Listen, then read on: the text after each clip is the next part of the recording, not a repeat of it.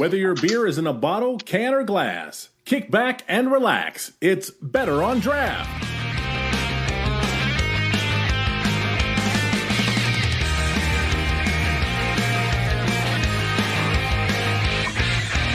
Welcome, everybody, to episode number 272, Better on Draft Podcast. My name is Ken. Thank you so much for joining us. I appreciate it. If you're listening to us via podcast, of course, you can join us live every Friday, 7 p.m. Eastern on Facebook.com/Better on Draft or BetterOnDraft.tv. We're live every Friday night. Join us in the chat. We'll answer questions and talk about maybe even what you want to talk about. But let's go around and see what everybody is drinking. I obviously just realized I don't have a beer, but Dan, tell me what you're drinking while I get a beer. Pulling the neck for us since he isn't here. I've got the old vodka soda going on, and I've got a Buck Nutty Nut Brown Ale from Tombstone. All right, nice. And Wendy, what about you? Well, I too am double fisting. I am sticking with the Denver theme. I have part of the 6-pack that Weldworks put out from their Weldworks Invitational that didn't happen. Their collaboration with Ology, Science Pass with passion fruit, coconut, milk, sugar, and vanilla. It's a smoothie style sour that is fantastic. And their Diamond Fluctuations, which is by far one of the best beers I had when I was in Denver. It's their collaboration with Other Half and Equilibrium. A double IPA with Citra, Strata, Galaxy, and Lotus hops. Rob, what about you? Not pulling a neck right now, just simply having one beer. Just broke out with another Siempre Explorando con Lima from Bottle Logic, their Mexican-style lager with lime. So, chilling with some clean beer right now. Well, for me, the Lions did not play last week. I'm still staying sober, folks. I have not had a drink since... Well, we did Sober October. My last drink was during the Perrin Birthday Festival. So obviously drinking some malted milk balls and no rules was a great way to end the drinking. I just cracked open a Well-Being Hellraiser, their Dark Amber, which it kind of exploded on me. So that'll be interesting to see. And I also have a Partake Red that I will be drinking during the first part of this episode. We are going to be trying something a little bit different for the news portion of this episode, but obviously the big news that's going on right now in the craft beer world, not just here in Michigan, of course, is the sales of Bell's Brewing here in Michigan. Bell's was one of the top 2 breweries, the top craft brewery, quote unquote, in the state of Michigan. That means now that the number 1, 2, and 5 brewery in the state are all foreign owned, with the number 5 actually is not foreign owned. That's owned by a Chicago company, Molson Coors. And then, of course, you have Lush, which is part owner of Shorts, which is, I believe, number 3 or number 4. 19.99%, but that is a lot of non-Michigan ownership in Michigan. Now, for those of you who did not see the notification from Larry Bell mentioned that, he's been very adamant that he is not going to sell the brewery to Anheuser-Busch or Molson Coors or a group called Reyes. I wasn't familiar with Reyes. I had to look it up. It's a Midwest food and wholesale organization, so that kind of makes sense.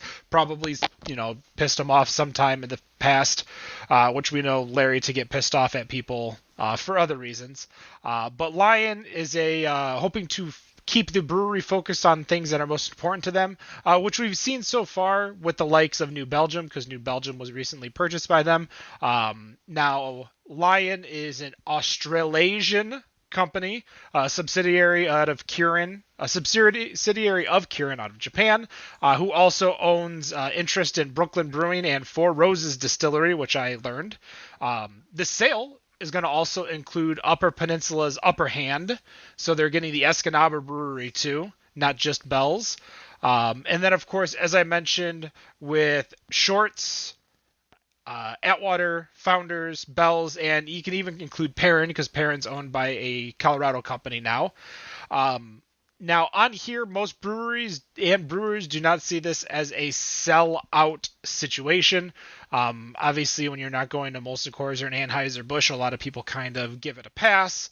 And I wanted to give notice, if you want to listen to our interview, we did have John Mallett on back on episode 223 over a year ago.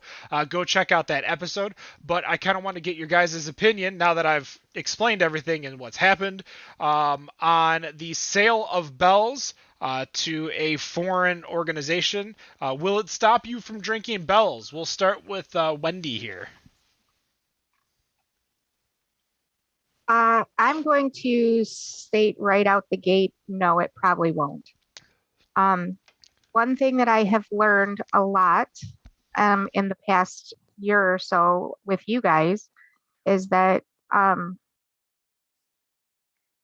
craft isn't necessarily about the independent brewer. Yes, I would like to support the small breweries as much as I possibly can, but the larger brewers are still providing jobs for people in our state. And now, granted, we don't know what's actually going to happen, and that might change, and my opinion might change. But right now, they're stating that they're going to keep Bell's in Michigan, which means they're going to continue employing people in Michigan.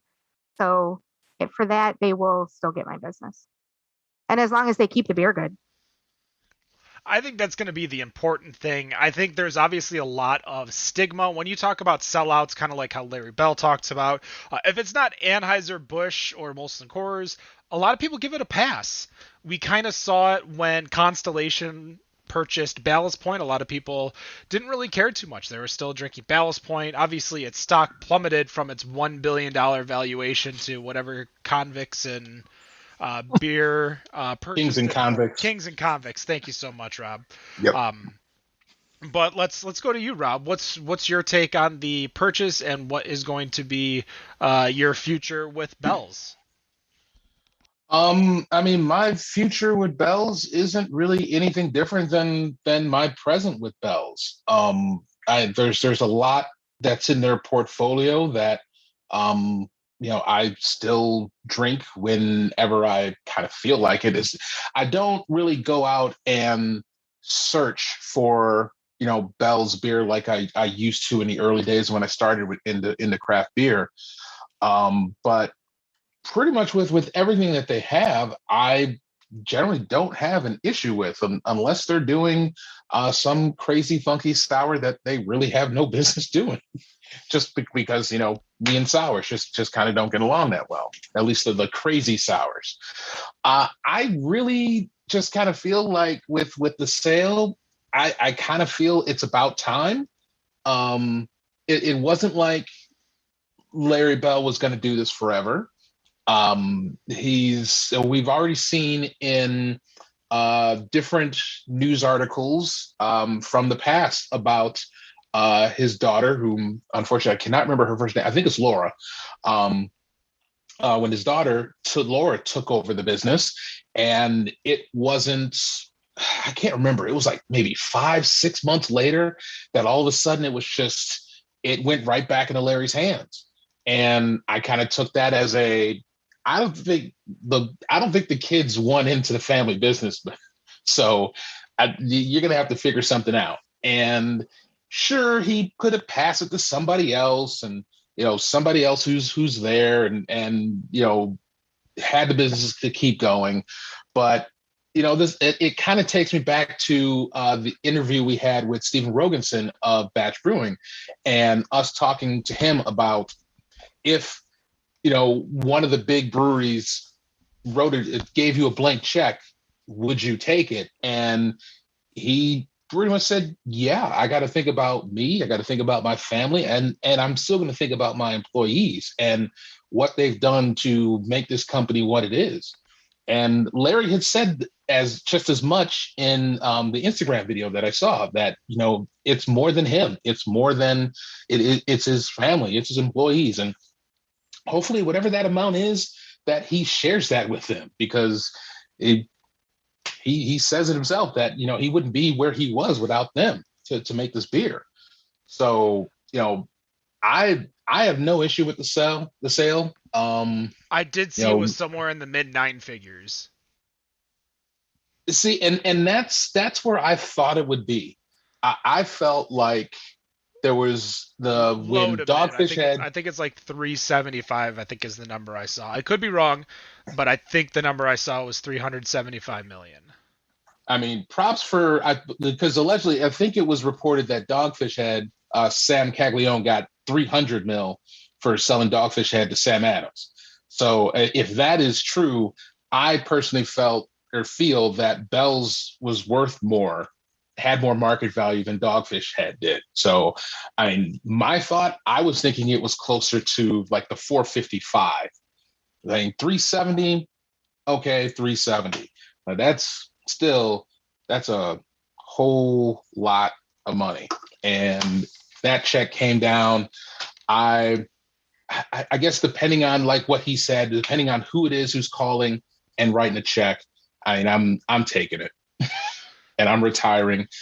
I'm on a boat, even though I hate boats. Before I go to Dan, there was a comment you made about Steve Rogenson, and it reminds me of what I 100% believe it was Joe Dowd of Baffin who said it, and he said, or it might have been Evan, even though he's no longer with Baffin. There had to have been a lot of rules on how the brewery would continue to run for him to take a payout, because it's, as you said, not just him, it is the other people within the industry that are working for Baffin or, you know, working at Baffin. So I think there are a lot more things to think about, depending on the level. I mean, if you're coming in and writing a giant check and I can walk out with millions of dollars, I could easily out front pay out some staff and be like, all right, here's $50K, go enjoy a year off, or here's $60K, and they could do whatever the hell they want. There's a lot of things that you could do and take care of those people. But Joe was very adamant, like, I'm gonna want like 4 years of you not changing my recipes, or you not laying off staff, or you not closing the brewery. So that they said they were going to keep Upper Hand and Bell's running and brewing in Michigan. So I don't think there's going to be anything too crazy. But Dan, what about you? I mean, do you see a lot of Bell's out there? Yeah, there's quite a bit of Bell's sales out here. You see a lot of them in Founders of the Big Two from Michigan. But dude, congratulations to him. He well earned. Anyone who's talking crap about this, I can say it right now, has never owned a business, because you get into business to make money and hopefully eventually have like a sell-off event like this.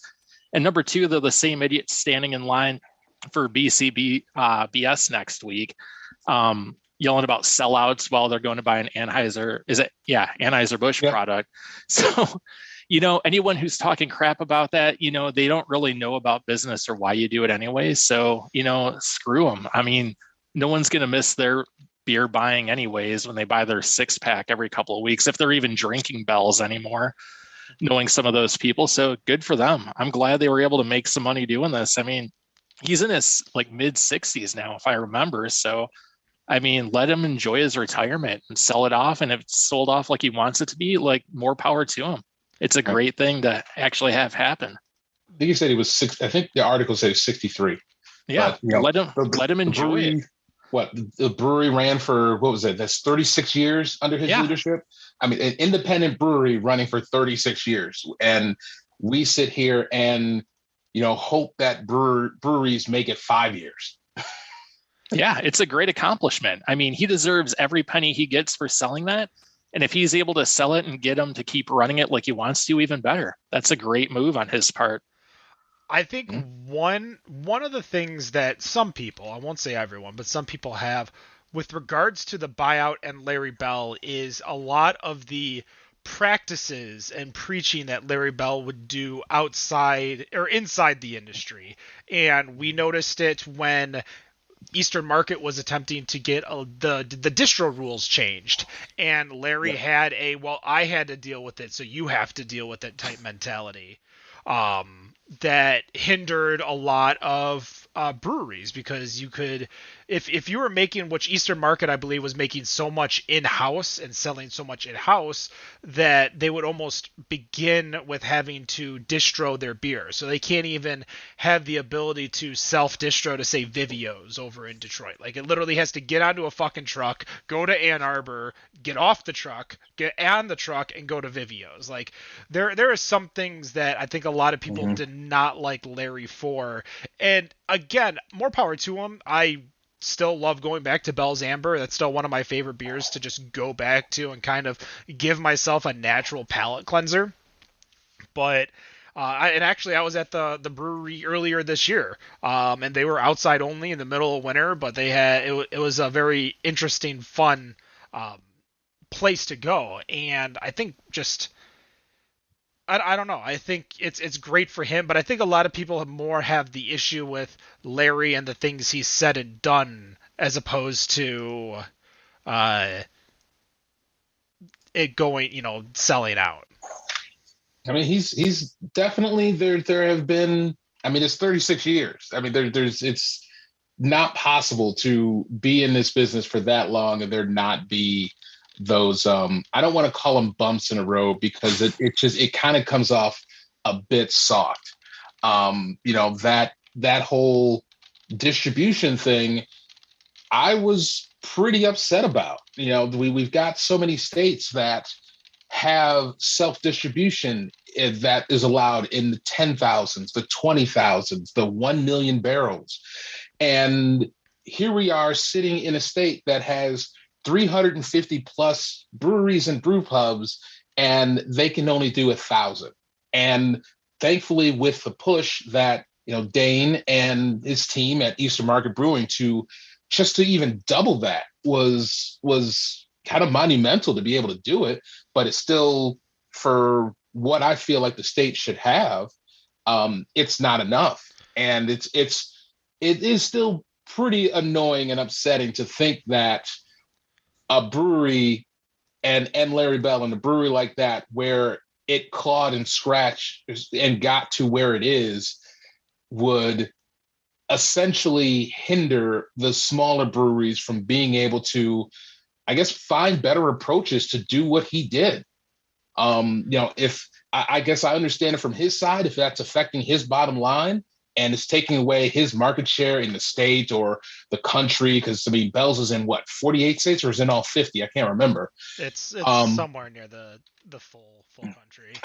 I get it, to fight for your brand and fight for your space in the brand, but we got a whole lot of breweries out here, and it just feels like it's one of those things where, when we're talking about an industry where there is so much camaraderie within the brewers and breweries that are here, that this is something that wherever you are, that it's something that it seems universal that everyone should stand for. And I guess my thing is, I never ran a business. I don't know what it takes to run a beer business. I don't know, 5 steps from what happens if that self-distro went up to 10,000. So it's just, my kind of thought that, I felt everybody should be in on it. And who knows if we'll actually hear Larry's full story on, why he fought it, other than, what's reported out in some of the articles. So, that's just in my head. Leave it at that. I mean, at this point, it doesn't even matter because he's no longer in the industry. Well, at the end of the year, we'll say he's no longer in the industry. Right. And for those of you who are, we've talked about it, not ad nauseum, but a bunch on the show itself. So the rules have changed, and they don't include on-premise sales, which is probably the biggest thing out of all of that. Because if you're selling 2,000 barrels outside, you're going to be, you're going to want distro at some point. Like, that's a lot of self-distro to manage, and you're going to want some type of partner after that. So it's great that the changes happen, and we hope that more changes do happen as the industry kind of adapts to what the world is going on right now. I don't know if there's anything really else to say with Bell's. I think we kind of hit everything on the head. I think Bell's is really, I just don't think there's going to be too much of a change within the industry itself for Michigan. Obviously, the new top dogs that are Michigan owned are now Oddside and Old Nation.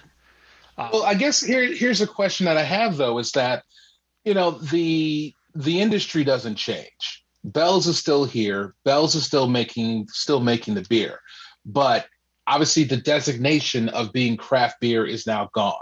That takes away from the Brewers Association in terms of their numbers and reporting their market share. Unless for some reason the Brewers Association changes their rules to somehow keep them, which I don't see how they could do that. because then that would bring New Belgium back and so forth. I guess the thing I'm kind of curious of is that is this how do you think the Brewers Association is going to look at this in terms of the loss in craft beer share now that it always seems like there's been this fight between craft beer and big beer, and now big beer essentially gets a win because what is it, like 470,000 barrels just gets knocked off the rolls. Is it going to make a difference between the two now? I should have looked up the numbers prior to going live earlier today, and I kind of will as we continue the conversation. There's going to be I got the sheet up. There's two asterisks that are going to happen for 2020, 2021, and probably 2022, and that's COVID, and COVID. That's basically when you're looking at sales, both on-premise and off-premise. Like obviously, off-premise explodes in 2020 because everybody's drinking at home, and then on-premise explodes in 2021 because everyone's getting back into the bars. And the numbers, obviously, 2022 is going to be different because it'll probably even out. When you're looking at how many barrels of craft beer versus non-craft beer being sold, you're just going to have to asterisk it because you have to, as the Brewers Association is going to want to at least count it for 2021, but come 2022, like you're losing 400,000, which is probably a couple percent of barrels within the country, just automatically gone.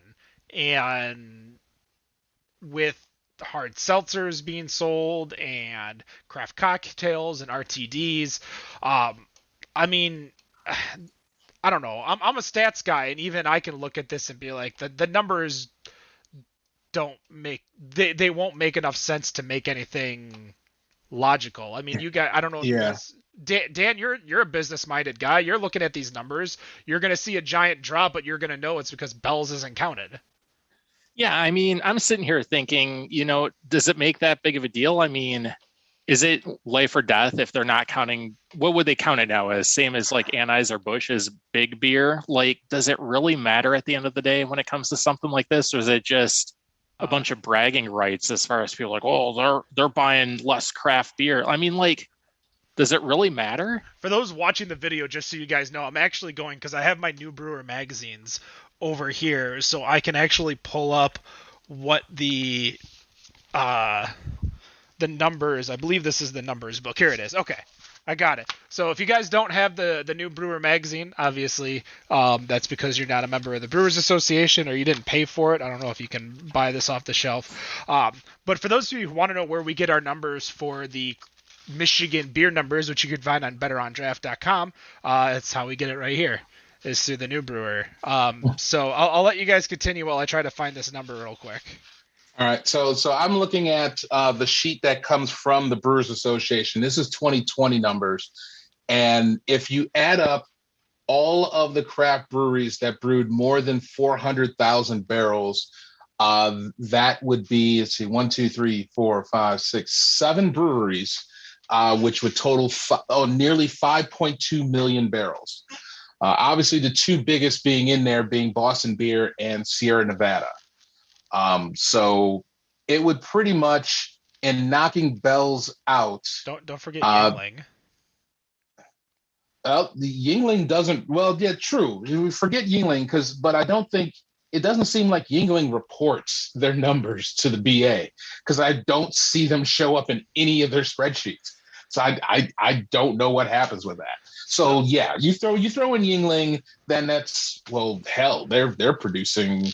I'm looking at it right now, just so you know, and I'm sorry to interrupt, Rob. It's rude of me. But the number's 2%. You're literally going to lose 2% of your the share of your segment just from knocking off Bell's from here. New Belgium's already off this list. So yeah, you're going to lose 2% of market share overnight just simply by counting those as national chain, which the Brewers Association does count those breweries, but it is ridiculous the amount of numbers in here. I should have bookmarked these things so I know how to go through it. But if you guys have never looked at it before, as I'm showing on the video, this is the amount of beer numbers that it's still going. That's a lot. I mean, 2%, if it was 2% off of, let's say a 35% market share, 2% off of 13, that's not comfortable. I guess I don't know where the market share is overall for craft beer. And well, I guess you could see it's 2% out of 100, not 2% out of the whole beer market share. Okay. So then 2% out of the 100%. So 98% of 13%. I don't know. I'm saying too many numbers. Did you get all that, Wendy? My eyes are glazed over right now. You can't tell. I remember, what was that line from Naked Gun? He has a 50-50 chance of living, and there's a 10% chance of doing that. Or maybe that was from Airplane. I can't remember. It's one of those movies. You're right. It's one of those. I can't remember. But yeah, it's interesting. And then I guess I kind of think, with Bell's falling off, and we're talking about basically the next brewers up, do they just run the course and just let everything run as they are? Or could they possibly think, well, shit, the big dog's gone, maybe it's time for us to eat? Someone's got to step up, man. I mean, I don't know who I'm talking to. I don't think 99% of craft beer fans are going to care, and that 1% probably not even buying Bell's right now. They're not going to care. Perfect example. Our biggest brewery, Four Peaks, was bought out by Anheuser-Busch a few years ago. I dare anyone to try and go up against a kilt lifter with how much sales that beer does here and see if you can actually knock it off. It's probably just going to put you out of business trying to do it. Yeah. Yeah, it might be time to just welcome them into your life. I feel like I need to try this kilt lifter. It's a good beer. Yeah, it's a good go-to beer, and they sell it everywhere. They had it at the Diamondback Stadium, and I remember just drinking tall boy after tall boy. Oh yeah, till we drank them out of them, if I remember. We might have drank one of the stands out of them. That's for sure. And have to walk further for your beers because you bought all of them at one point. I remember we did that at the Toledo hockey arena. Oh, for the SmackDown shows. Yeah. We knocked them out of Labatt Blue Light, so they had to go to Labatt Blue. Those were definitely fun days for sure. There is another news article that I kind of want to talk about because there's definitely a lot of conversation to be had around the topic. The the Brewers Association, which we just mentioned with the numbers, has mentioned that their next 4 events, so all of their 2022 events, which is the Craft Brewers Conference, Savor, Homebrew Con, and the GABF, will require proof of vaccination. They are still possibly opening a negative test option for consideration. They first announced, when it was announced on Brewbound, that wasn't going to be an option, but they've since updated that. I don't know if it was backlash or misinformation. Most recently, in Michigan, the Brewers Guild Festival in Detroit had no vaccine or negative test mandatory or social distancing. There was no masking required for attendees or social or volunteers or brewers. So I know, Wendy, I think you were at the event, correct? How was it to be at a beer festival, and how was the festival itself? Well, it was amazing to be at the beer festival. It was literally like a high school reunion. I'm not going to lie. I felt like every few steps you took, there was somebody that you were running into you hadn't seen in 2 years. And seriously, it was just an amazing experience. There were a lot less people there than normal. I don't know what the numbers were, if they capped it less or what they did, but it felt like there was more room. I didn't ever feel like I was being overcrowded. Yeah, I mean, it was in a big open space. There were less breweries, so it wasn't as congested as it normally is there. I enjoyed it. I I didn't really feel like I was in any danger at any point in time. And I'm pretty careful about stuff like that because of my grandma. So, We went to our editor Ed and I went to the festival in Jackson. We actually just had the Better on Draft Beer Festival here a couple weeks ago. Our festival did not require any vaccination, any masking, any proof of negative tests or anything like that, any social distancing. And it definitely gets a little bit crowded at that festival.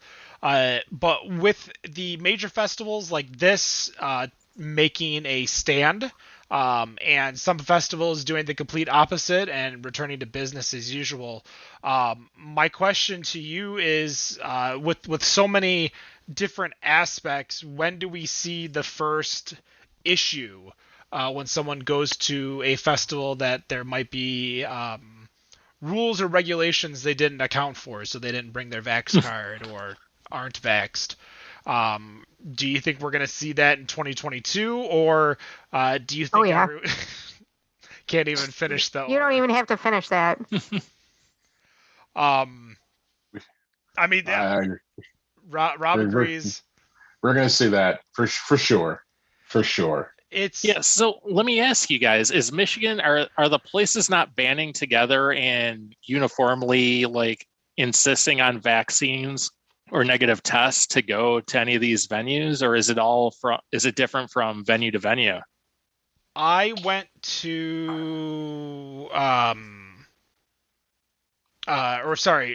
Julia went to a show. She went to go see Patton Oswalt, and they required a vaccine card. I don't even think they required a negative test. Like, you needed a vaccine card to get in.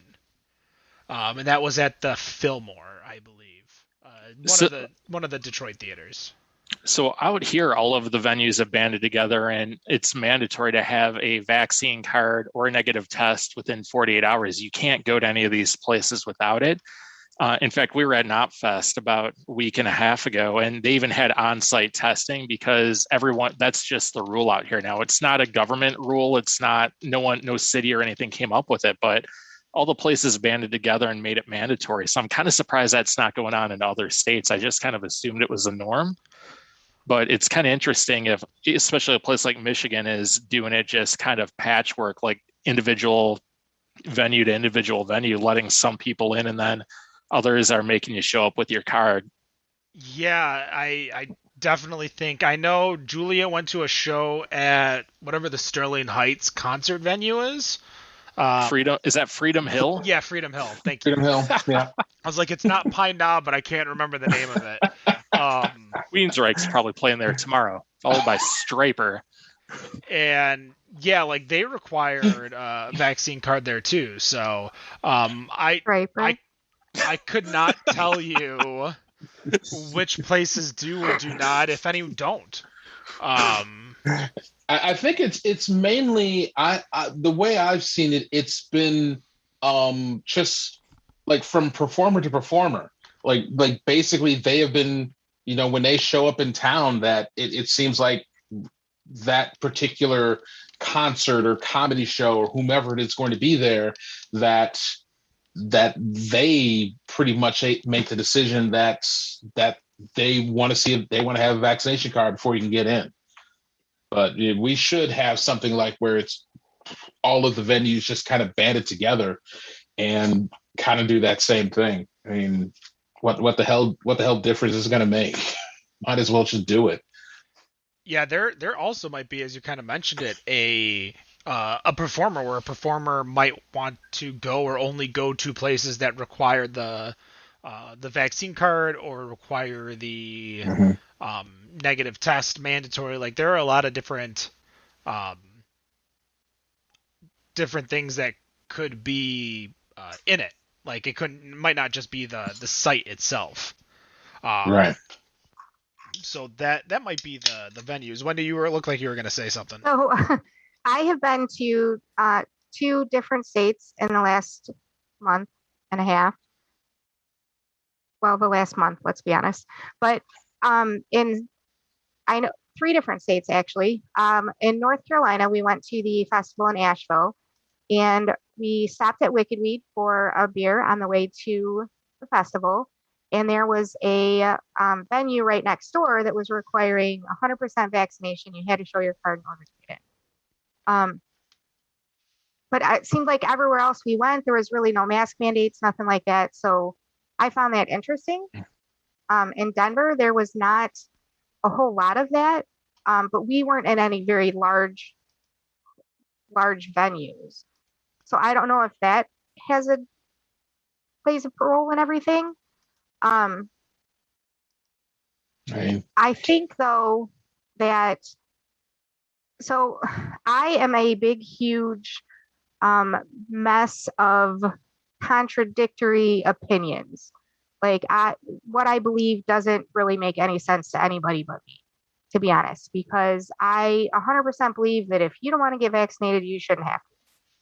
I also believe that you fucking should get vaccinated. So I know it doesn't make any sense, but I personally am doing everything I can to keep my family safe.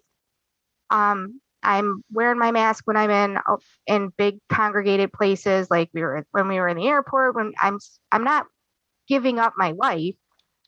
I'm using the safety protocol that they've given us for the last couple of years and trying to follow all those things. So I have a cruise that I'm leaving for Sunday. And the reason that I decided to go on that cruise is that they require 100% vaccination, or they don't require 100% vaccination, but you do have to have a COVID test before you even get on the boat. So I feel like they're doing something to try to prevent things. So even though I feel like it's your right to make that decision, I also feel like it's the smart thing to do to get it, just because we're never going to get to that. I can't even think of what it's called right now. The herd immunity. Yeah, the herd immunity. If more people don't get the vaccination, like, let's be honest, the polio vaccine took 2 years for them to get to herd immunity status. And they had to mandate everybody to get it. They had to force people to get it. So that's what we're starting to see now. The federal government's put that into place.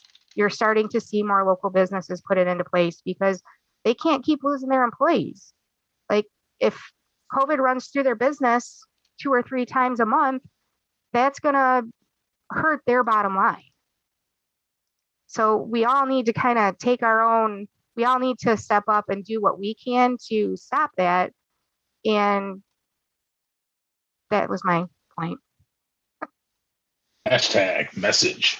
Hashtag get the vaccine. You're not going to die, I promise. And California was kind of the same, because obviously I did some traveling too. And I mean, California was basically everything's open. Maybe there were some masks required, maybe there weren't. And it was like going to Bottle Logic, going to Modern Times, a few of the breweries. And then even when I was in Portland, going to Modern Times out there, the beer stores, Hair of the Dog Brewing, they were kind of lax. So, it's just, it obviously everything just varies from place to place. And, we're still here in Michigan where the majority of the fast food industry, the inside seating is closed.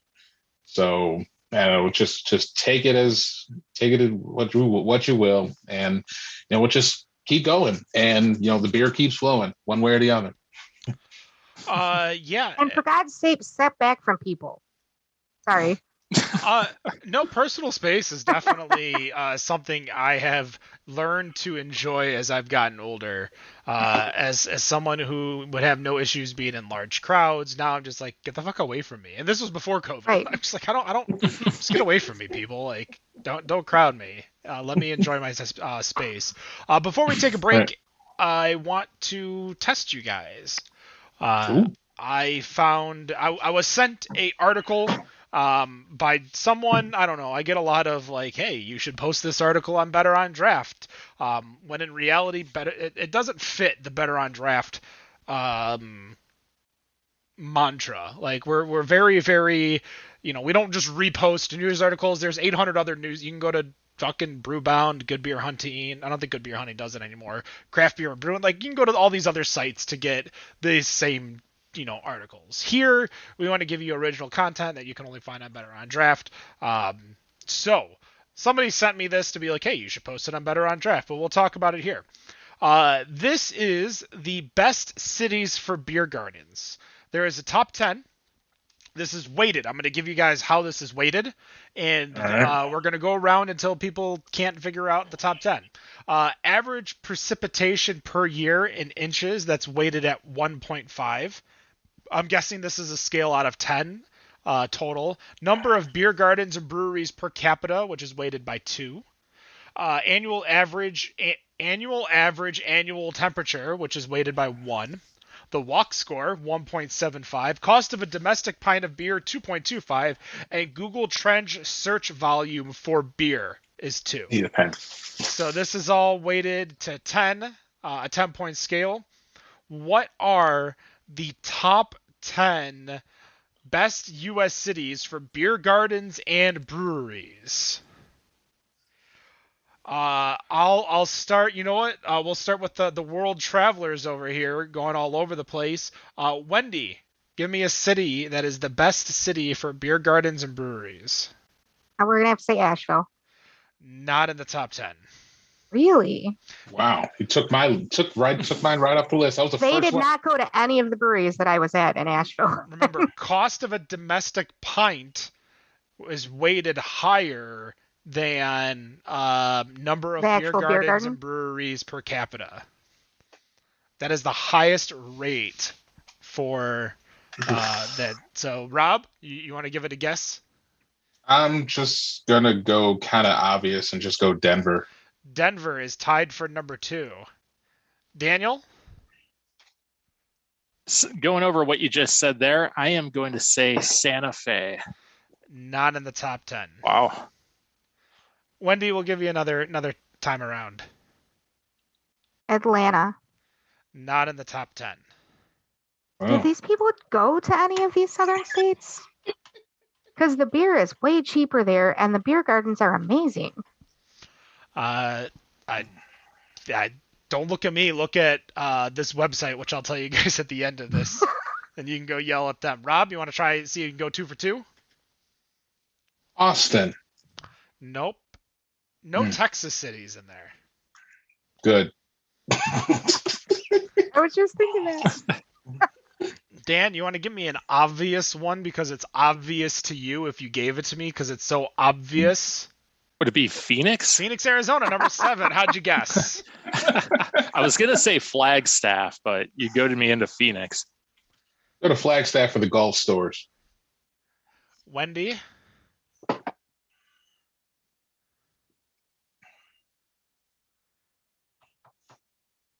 We're going by cities, right? Cities. Yeah. So not areas, cities. I'm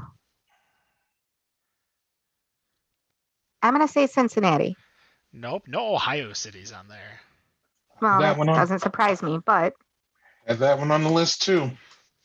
I'm trying to Rob? think of places where it doesn't rain as much. Rob, why don't you... It said... Oh, well, I should say it said all weather, but there is a lot of northern cities in here. But you said precipitation was key. Was one of the weighted things. Yeah, precipitation is weighted 1.5. Annual temperature is weighted 1. I mean, I kind of feel like the weather out there is going to make you want to have beer anyway. So I was actually going to say the city I was already in Portland. Portland is number 8. I almost said that. Damn it. All right, we'll do one more round and then I'll rattle off the top 10. Dan, give me one.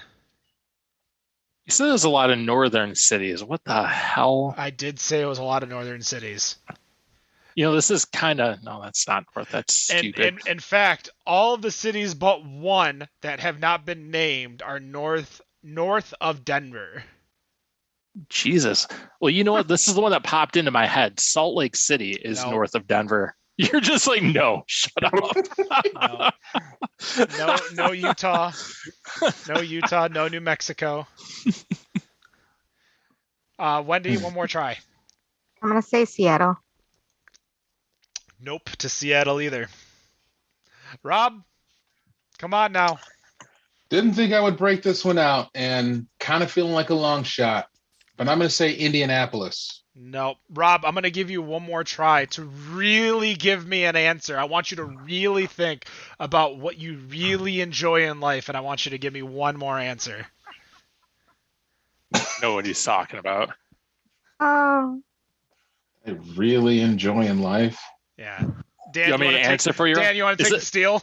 Is it Pittsburgh? It is Pittsburgh. It's Pittsburgh. Your top 10, That's right. Providence, Rhode Island. Number 2, Chicago and Denver tied. 3, Philly. 4, San Diego. 5, Milwaukee. 6, Boston. 7, Phoenix. 8, Portland. 9, Pittsburgh. 10, Minneapolis. I was going to go with Boston too, and I went with Seattle instead because you said north of Denver. I had San Diego written, and then I thought Indianapolis, and I ran with that. Shit. I've been to half of them. The worst, because there's worse on here too. The worst cities? Yeah, the worst. A lot of them, you got Birmingham, Alabama, Jacksonville, Louisville, Nashville, Richmond, Virginia Beach, Memphis, San Jose, Baltimore, and Tampa. Damn, San Jose's on there? San Jose is on there. You got a bunch of places in the South and then San Jose. Of course, folks, this is compliments of everybody's favorite website, DutchBulbs.com. So they never went down south. It's got to be it. I feel vindicated right now. They've never been to Atlanta and they've never been to Asheville. This is a website that sells tulips and they're talking to us about beer. Listen, I just do this to get you guys going. That's going to do it for episode 272. Stay tuned for the news. No matter what you think of your beer, we think it's better on draft. Have a good night. Peace.